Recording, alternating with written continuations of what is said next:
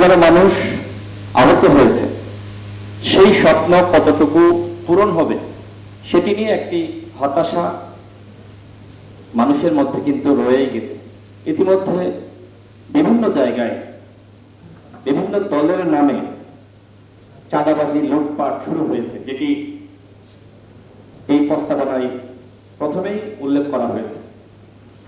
আমরা যারা যুগপৎ আন্দোলন করেছি, আমরা সমন্বিতভাবে একত্রিত দফা দিয়েছিলাম এবং সেখানে আমাদের দাবি ছিল রাষ্ট্র সংস্কার, অর্থাৎ ডক্টর ইউনূসের নেতৃত্বে যে অন্তর্বর্তীকালীন সরকার,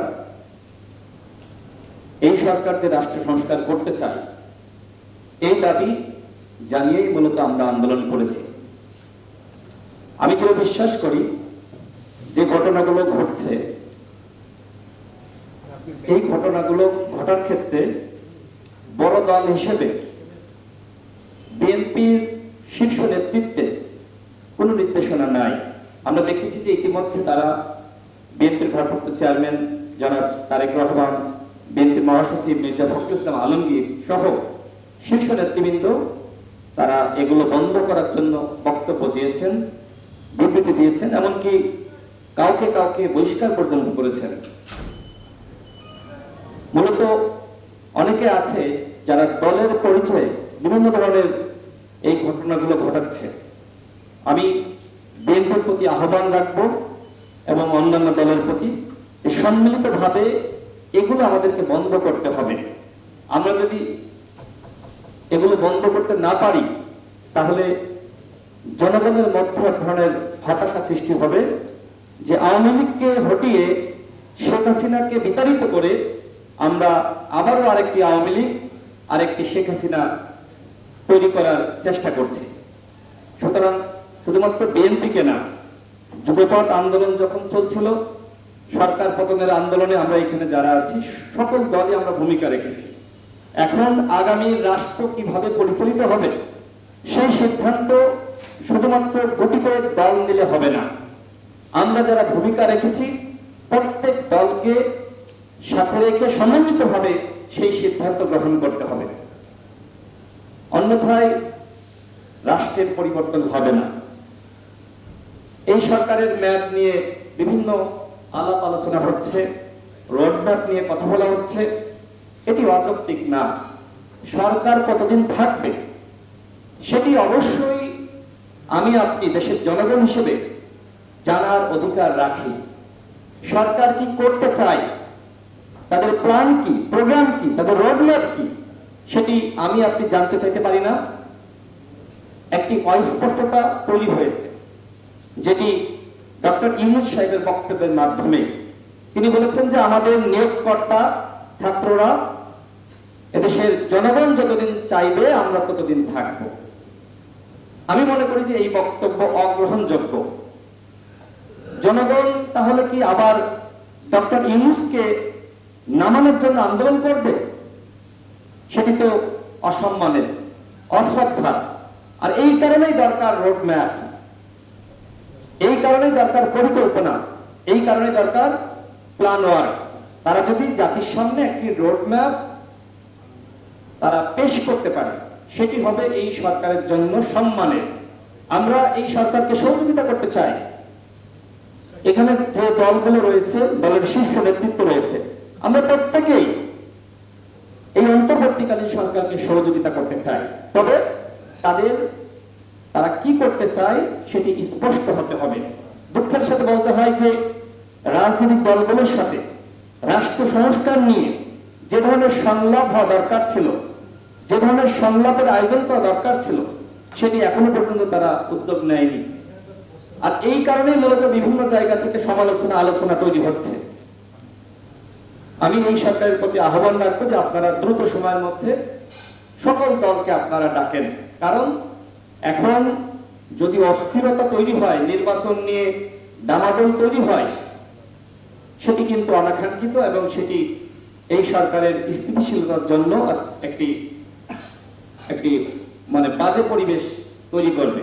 সুতরাং সেই জায়গা থেকে এই সরকারের উচিত হবে রাজনৈতিক দলগুলোর সহযোগিতা নেওয়া। রাজনৈতিক দলগুলোর সহযোগিতা ছাড়া এই আন্দোলন হয়নি। শুধুমাত্র ছাত্ররাই কি আন্দোলন করেছে?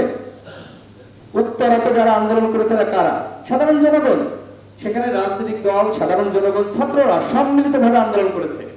যাত্রাবাড়িতে সেখানে দেখেন যে প্রায় 10 কিলোমিটার লুঙ্গি পরা মানুষ, হকার, শ্রমিক সবাই অংশ নিয়েছে।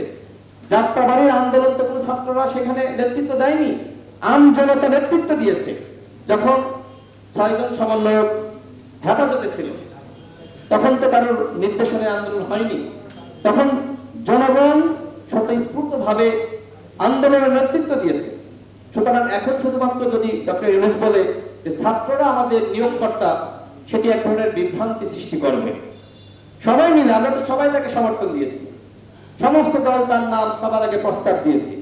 সুতরাং দলগুলোকে গুরুত্ব দিতে হবে, দলগুলোকে অ্যাভয়েড করে রাষ্ট্র সংস্কার করা যাবে না।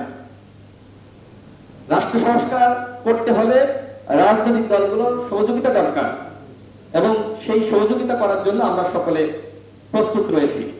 রাষ্ট্র সংস্কার আন্দোলন এখানে যে দাবিগুলো দিয়েছে, এই যে গণহত্যা হয়েছে, এই গণহত্যার যারা পরিকল্পনাকারী ছিল শেখ হাসিনা, তাকে কিভাবে ভারতে পালিয়ে যেতে সহযোগিতা করা হলো?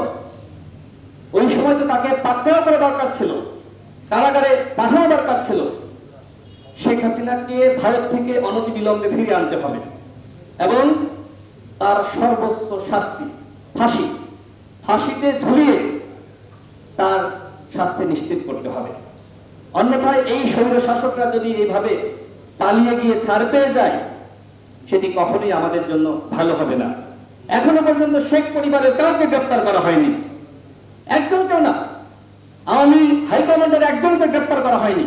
সেনা হেফাজতে 624 জনকে সেখানে নাকি আশ্রয় দেওয়া হয়েছিল। তারা কারা? সেই তালিকা আমরা কেন পেলাম না? অনতিবিলম্বে সেই তালিকা প্রকাশ করতে হবে। এবং যারা 24 সালে দামি নির্বাচনে এমপি হয়েছিল, তাদের সকলের সম্পদ বাজেয়াপ্ত করতে হবে, তাদেরকে গ্রেফতার করতে হবে।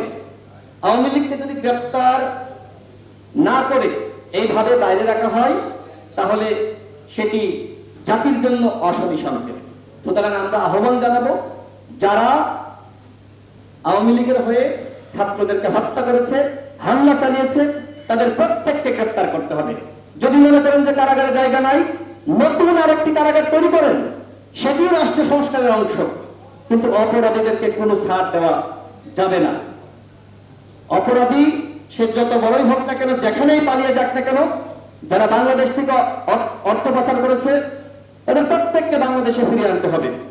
আমাদের যিনি পররাষ্ট্র উপদেষ্টা আছেন, তার এখনো পর্যন্ত তিনি কি করতে চান এই অপরাধীদের ফিরিয়ে আনার ব্যাপারে কোনো কার্যক্রম আমাদের চোখে পড়েনি। তার প্রতি আহ্বান রাখবো, সজীবাদের জয় থেকে শুরু করে যারা অর্থ পাচার করেছে, শেখ রেহেনা এবং এসএলএম গ্রুপ তো অলরেডি পালিয়ে গেছে, প্রত্যেককে ফিরিয়ে আনতে হবে। এবং যারা যে সকল ব্যবসায়ী গোষ্ঠী, বসুন্ধরা থেকে শুরু করে এসএলএম, সালমানের রহমানের যে কোম্পানি, যারা এই আওয়ামী ফ্যাসিবাদকে এতদিন সমর্থন দিয়েছে, এই সকল কোম্পানিগুলোর বিরুদ্ধে ব্যবস্থা নিতে হবে। তাদের সমস্ত সম্পদ বাজেয়াপ্ত করতে হবে।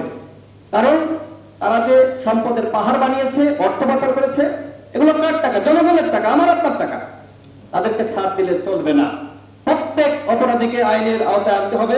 এবং বৈষম্য বিরোধী ছাত্র আন্দোলনের নেতৃত্বে বিভিন্ন বিষয় এখানে উল্লেখ করা হয়েছে। হ্যাঁ, আমরা চাই এই ছাত্ররা মাঠে থাকুক, কারণ ইতিমধ্যে আমরা দেখেছি যে বিচার বিভাগে কু করার একটি চক্রান্ত হয়েছিল, আনসার কু করার চক্রান্ত হয়েছিল। আমরা যারা আমাদের ছাত্র বন্ধুরা, আমরা জনতা, আমরা সেই কুগুলো আমরা দমন করতে পেরেছি। আগামীতে আওয়ামী লীগ এরকম প্রত্যেকটা জায়গায় চক্রান্ত করার চেষ্টা করবে। সুতরাং কেন এই আওয়ামী প্রশাসনকে কেন বাদ দেওয়া হচ্ছে না? 24 ঘন্টার মধ্যে, এক রাতের মধ্যে আওয়ামী লীগের দুর্বৃত্তদেরকে এই প্রশাসন থেকে সরাতে হবে। আপনি আস্তে ধীরে কাজ করছেন, এত স্লো গেলে চলবে না। আওয়ামী লীগকে প্রশাসন থেকে সরাতে হবে, আওয়ামী সুবিধাবাদীদেরকে প্রশাসন থেকে সরাতে হবে, অন্যথায় প্রতি বিপ্লব হওয়ার সম্ভাবনা থেকেই যাবে। সুতরাং আসুন, যে অসমাপ্ত বিপ্লব, এখনো বিপ্লব কিন্তু শেষ হয়নি, এই অসমাপ্ত বিপ্লব রাষ্ট্র সংস্কারের মাধ্যমেই আমাদেরকে শেষ করতে হবে। আমি কৃতজ্ঞতা প্রকাশ করছি যে এই যে রাষ্ট্র সংস্কারের যে ভাবনা, আমরা 2018 সালে যখন প্রসংস্কার আন্দোলন করি, এখানে হাসতার টাইম শো আছেন, আমার পাশে ইমন ভাই আছেন, তারা আমাদেরকে ডেকে নিয়েছিল যে তোমরা 2018 সালে নেতৃত্ব দিয়েছো, তোমরা কি চাও, কিভাবে রাষ্ট্রকে নিয়ে ভাবো। এবং ওই সময় আমরা তাদের কাছে সর্বপ্রথম এই রাষ্ট্র সংস্কারের যে ভাবনা চিন্তা আমরা তাদের কাছ থেকে শুনেছি। পরবর্তীতে গণতন্ত্র মঞ্চ, সেখানে আমরাও ছিলাম, গণতন্ত্র মঞ্চ সবসময় রাষ্ট্র সংস্কারের কথা বলেছে। আজকে দেখেন যে সেই রাষ্ট্র সংস্কার আজকে পুরো জাতির চিন্তা চেতনার মধ্যে ঢুকে গিয়েছে। সুতরাং রাষ্ট্র সংস্কার করতে হবে, রাষ্ট্র সংস্কার হতে হবে, অন্যথায় এই বিপ্লব ব্যর্থ হবে। সুতরাং আসুন আমরা যতক্ষণ না পর্যন্ত রাষ্ট্র সংস্কার হচ্ছে আমরা সকলে সোচ্চার থাকি, সচেতন থাকি। আজকে রাষ্ট্র সংস্কার আন্দোলন যে প্রোগ্রামের আয়োজন করেছে তাদেরকে গণ অধিকার পরিষদের পক্ষ থেকে ধন্যবাদ জানাচ্ছি। আসসালামু আলাইকুম।